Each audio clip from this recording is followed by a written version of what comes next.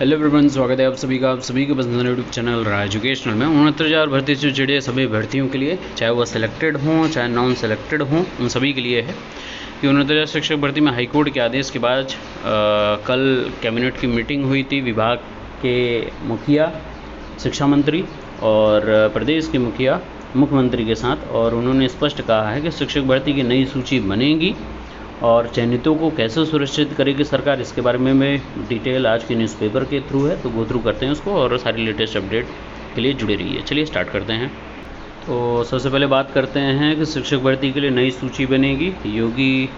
मुख्यमंत्री जो हैं योगी आदित्यनाथ जी, उन्होंने कहा, मुख्यमंत्री योगी आदित्यनाथ ने 69,000 सहायक शिक्षक भर्ती प्रकरण में नई मेरिट लिस्ट बनाने का फैसला किया है। मुख्यमंत्री ने इस प्रकरण में बेसिक शिक्षा विभाग को सर्वोच्च न्यायालय के अवलोकन एवं इलाहाबाद उच्च न्यायालय की लखनऊ खंडपीठ के निर्णय के अनुसार कार्रवाई करने का निर्देश दिया है।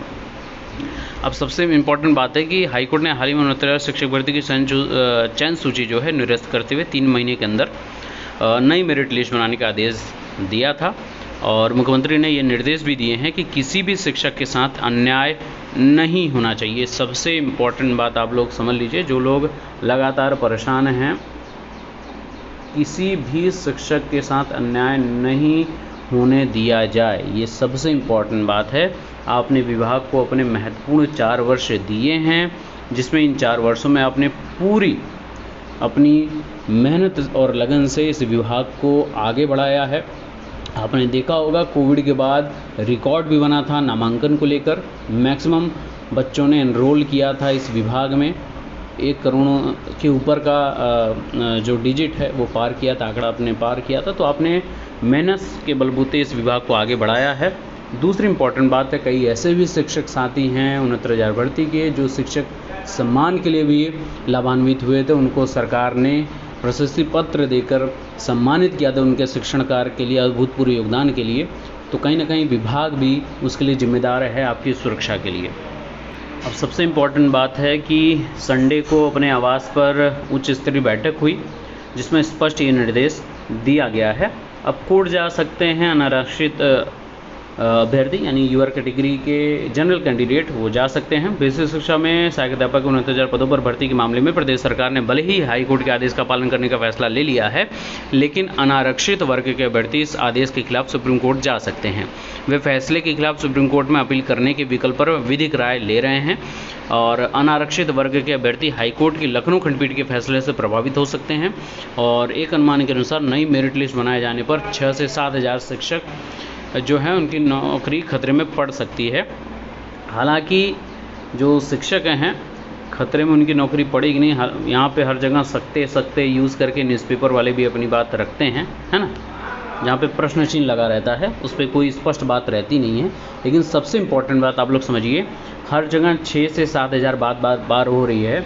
यानी कि जो 6800 की लिस्ट है, मैंने कल भी इस बात को बोला था, भले रद्द हो गई हो, लेकिन इसी के आसपास अभ्यर्थियों को कहीं ना कहीं जो लिस्ट में शामिल नहीं हो सके थे, इसी के आसपास उनको लाभ दिया जाएगा संख्या में।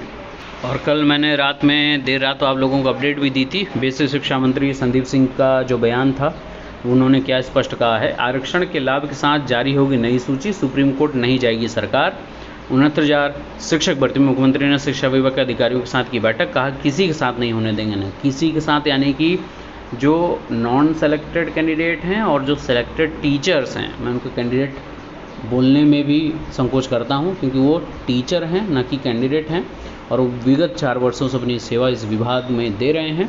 तो उनका भी पक्ष मजबूती से सरकार रखेगी, क्योंकि सरकार ही नियोक्ता है, विभाग ने ही नियुक्ति प्रदान की है।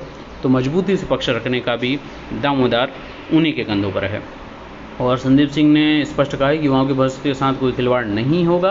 कोर्ट के आदेश में हम 3 माह का समय हमको मिला है। न्यायालय के आदेश के क्रम में नए सिरे से सूची तैयार होगी। प्रदेश सरकार सबको साथ लेकर चलने का कार्य कर रही है और हर वर्ग के हितों का ध्यान रखा जा रहा है।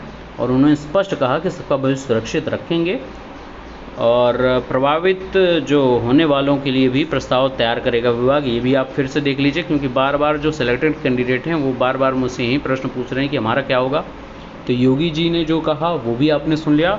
और विभाग, इन बेसिक शिक्षा विभाग के मुखिया संदीप सिंह, जो बेसिक शिक्षा मंत्री स्वतंत्र प्रभार हैं, उन्होंने भी स्पष्ट कहा कि प्रभावित होने वालों के लिए भी प्रस्ताव तैयार करेगा विभाग, तो किसी को भी परेशान होने की आवश्यकता नहीं है और सभी लोग एकजुट रहिए। अपनी बात, आपके साथ सरकार है, विभाग है, लेकिन आप भी एकजुटता अपनी बनाए रखिए। बाकी के लेटेस्ट अपडेट के लिए बने रहिए। Best of luck, thank you so much.